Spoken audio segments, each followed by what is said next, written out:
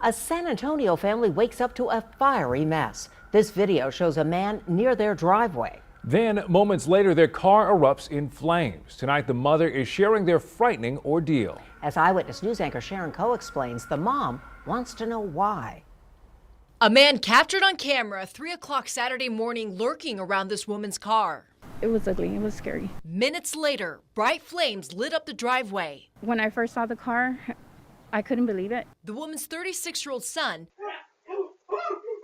the first to hear the commotion, and is seen in the video rushing out the door. The guy was still in the front yard taking off when my son came out.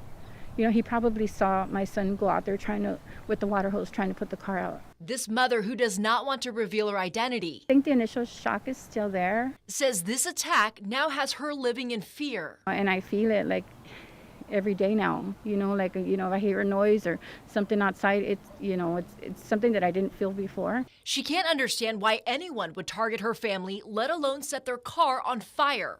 It hurts. Things are tough right now. I mean, for a lot of families right now. And right now, that was my only transportation. She says while police are investigating, she'll be doing the same, asking neighbors for their surveillance cameras to find the man whose sinister intention was clear. I want to know why he did it, I mean, I'm a mom, a hardworking mom. Why would you do that? Sharon Coe, KENS 5 Eyewitness News.